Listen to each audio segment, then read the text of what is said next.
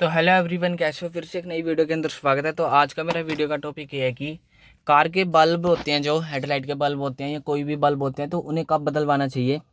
तो मैं आज आपको बता देता हूँ। हालांकि मैंने बहुत पहले चेंज करवाए थे, अराउंड हो गए मुझे 3-4 साल हो गए। तो जो इसके स्टॉक वाले थे और स्पेयर मिलते हैं इसके साथ। गाड़ी गाड़ी जब हम परचेज करते हैं तो दो बल्ब मिलते हैं। सिर्फ मेन हेडलाइट होती है जो उसके मिलते हैं, वो नहीं मिलते कि सारे मिलते हैं फॉग लैंप वगैरह के। जो मेन हेडलाइट हैं दो उसके मिले थे, बाकी जो रिफ्लेक्टर वगैरह होते हैं वो मिले थे। तो उसका कोई बताने का मतलब नहीं है, बस ये बता रहा था।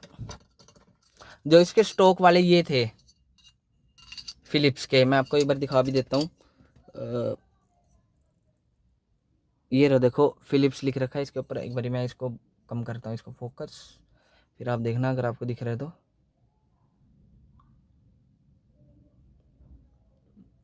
आपको दिख नहीं रहा सही से। मैं एक बार ये भी बंद कर लेता हूँ। चलो, अब तो बिल्कुल भी नहीं दिख रहा। नहीं, अब दिख जाएगा आपको। ये देखो इधर लिख रखा है फिलिप्स।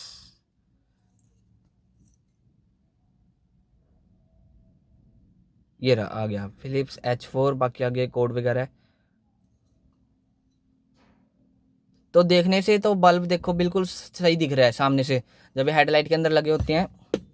मैं इसको उठा लेता हूँ एक बारी। अब जैसे मान लो कि हमारी गाड़ी बिल्कुल ऐसे खड़ी है और हम सामने से देख रहे हैं, तो हमें कैसे दिखेगा हेडलाइट के अंदर बल्ब लगा हुआ। ये 2 बारी गिर गया, टूट ना जाए। क्योंकि जो ये है ना, इसका ये मटेरियल छोटा सा है, हाथ फिर रहा है इसके अंदर से। तो हम देखते हैं तो ऐसे लगा होता है गाड़ी के अंदर बल्ब आराम से दो। अब देखो हमें कुछ भी नहीं दिख रहा। बंद ही कर लेता हूँ इसको। तो ऐसे लगा होता है। अब हमें ऐसे लग रहा है कि बिल्कुल सही है, थ्रो वगैरह। अगर हम देखते हैं जब हम गाड़ी चलाते हैं रात को, अगर हम टेस्ट करते हैं इसका, तो फोकस वगैरह होता है ना, तो लाइट ऐसी होती है कम स्पीड में तो फैलती है इसकी। हर गाड़ी की होती है, और हाई स्पीड में नैरो होती जाती है, मतलब कि कम होती जाती है और कम स्पीड में फैलती जाती है। आपने कभी देखा होगा जब हम गांव वगैरह के रास्ते में चलाते हैं तो साइड में पेड़ होते हैं। तो जब गाड़ी 40-50 की स्पीड पे होती है तो लाइट इधर भी जाती है खेतों में थोड़ी थोड़ी। और जब 80-90 की होती है तो बिल्कुल सीधी जाती है थ्रो, क्योंकि वो कम होती जाती है, स्पीड ज़्यादा होती रहती है। तो जब हम नोटिस कर पाते हैं कि एक तरफ थोड़ी सी डिम लग रही है हमें लाइट, और एक तरफ थोड़ी सी ज़्यादा लग रही है, जब हाई स्पीड में होती है, लो में तो फैल जाती है ना, उससे नहीं पता चल जाता। तो हमें पता चल जाता है कि एक तरफ हल्की सी डिम लग रही है लाइट और एक तरफ ज़्यादा। तो हम बाहर निकल के देखते हैं तो हमें तब भी फ़र्क नज़र आ जाता है, और चलाने से भी फ़र्क आ जाता है नज़र। तो ये देखो, ये बल्ब क्या होता है, इनके अंदर ख़राब हो जाती हैं जो ये। अब मुझे टॉर्च जलानी पड़ेगी, आपको दिख रहा है ये देखो, ये फूक गया इसका बल्ब भी। एक तरह का फूक गया, पर ये चलता नहीं था, इसकी डिम हो गई थी, दोनों ही डिम हो गई थी। एक के अंदर ज़्यादा है, एक के अंदर बिल्कुल थोड़ा सा है, माइनर सा। तो ये देखो, ये जो ब्लैकनिंग है, ये कोई मैंने मार्कर नहीं चला रखा, ये अंदर है इसके।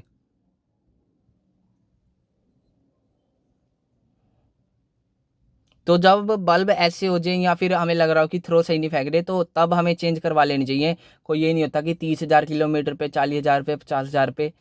अपनी अपनी वो होती है, कैसे मतलब कि कोई इनको, इनके ऊपर कोई हाथ वगैरह तो लगता नहीं क्योंकि हेलोजन है। अब तो लगा रहा हूँ क्योंकि कुछ नहीं है, ये कोई हीट वगैरह नहीं है। तो जो लाइट के अंदर होते हैं, कहने का मतलब ये है, इनके ऊपर कोई हाथ वगैरह तो लगता नहीं है कि ऑटोमेटिक ही ख़राब हो जाते हैं, पुराने होते जाते हैं ना जैसे जैसे। तो ये ख़राब हो जाते हैं या फट जाते हैं। फटते तो बहुत कम ही होती हैं, क्योंकि इनके अंदर मशीन होती है, मोटर लगी होती है उनके अंदर भी, लाइट के अंदर। तो यह है फिलिप्स का, एक बार मैं बता भी देता हूँ कौन सा है। Philips H412342L1 12 volt. फिर आगे लिखा हुआ है ये है 60/55 वाट W। फिर आगे कोड है कुछ U, ऐसे कुछ। तो ये देखो, ये ख़राब हो रखा है इसका बल्ब। तो तब ऐसे हो जाए ना बल्ब, तो हमें चेंज करवा लेनी चाहिए। और दूसरा भी दिखा देता हूँ। दूसरा ये रहे, दोनों फिलिप्स के हैं। तो ये हल्का सा हो रखा है, ये अंदर की तरफ से देखो अगर आपको दिख रहा हो तो, ये अंदर की तरफ से है और ये अंदर की तरफ से ही था। ये देखो, दोनों ही अंदर की तरफ से ख़राब हो रखे हैं। कहीं आप सोच रहे हो कि ये पेंट फैल रखा है, पर ये अंदर की तरफ से भी है। ये देखो आप, तो ये दोनों ख़राब हो रखे थे, तो मैंने दोनों ही इकट्ठे बदलवाए थे। तो कभी भी बल्ब बदलवाना तो पेयर में बदलवाना, फिर भी हमें वही लगेगा। अगर एक स्टॉक वाला है और एक नया है तो उससे थोड़ा सा भी थ्रो में फ़र्क आ सकता है, क्योंकि एक तो पुराना हो ही चुका है और एक नया है, तो दोनों इकट्ठे बदलवाना, चाहे ठीक भी हो तो बदलवा ही लेना। कोई महंगे नहीं आते इसके बल्ब, हालांकि उसके महंगे आते हैं जो ये बलिनो वगैरह है, विटारा ब्रेजा, क्योंकि उनके अंदर प्रोजेक्टर है, ये नहीं है हेलोजन बल्ब। ये हेलोजन बल्ब ये होते हैं येलो कलर के हैं और बल्ब हैं उसके अंदर, इसके अंदर एलईडी प्रोजेक्टर कुछ नहीं है। तो होप करता हूँ कि अब आपको समझ आ गया होगा। किसी के बहकावे में मत आ जाना कि सर आपकी गाड़ी इतनी चल गई तो बल्ब आप चेंज करवा लो। अपनी तरफ से देखना, आप खुद भी कुछ सीखो, किसी के मैकेनिक के कहे में ना चलना। वो तो बिल बनाने की सोचते हैं कि ये भी बदलवा लो ये भी बदलवा लो, तो अपनी भी एक थोड़ी बहुत नॉलेज सीखो। तो देखो ये मैंने इकट्ठे बदलवाए थे, ये स्टॉक वाले हैं, और जो अब डले हुए हैं ना तो वो स्पेयर जो देती है मारुति सुजुकी वो डले हुए हैं। तो बस यही था मेरा आज का वीडियो का topic. Thank you for watching. और मैं Q&A वीडियो करूंगा जब मेरी 100 वीडियो कंप्लीट हो जाएगी। अगर मुझे क्वेश्चन मिले तो मैं अपलोड कर दूंगा, अगर नहीं मिले तो नहीं करूंगा। तो आप मुझसे कुछ भी पूछ सकते हैं, क्वेश्चंस पूछ सकते हैं, तो मैं उनके आंसर दूंगा। हालांकि तब नहीं दूंगा इकट्ठे, जब आप करते रहोगे अपलोड मैं इकट्ठे करूंगा उन्हें, फिर मैं दूंगा उन्हें। जब 100 वीडियो कंप्लीट हो जाएगी तो Q&A ही डाल दूंगा। चलो मैं, अगर क्वेश्चन मुझे मिल पाए, मिनिमम मैं उठाऊंगा 20 क्वेश्चन अगर इकट्ठे हो गए, और मैक्सिमम 50, तो मैं उनके आंसर दूंगा 100% श्योरली। तो thank you for watching. Channel को सब्सक्राइब कर देना और वीडियो पूरी देखना।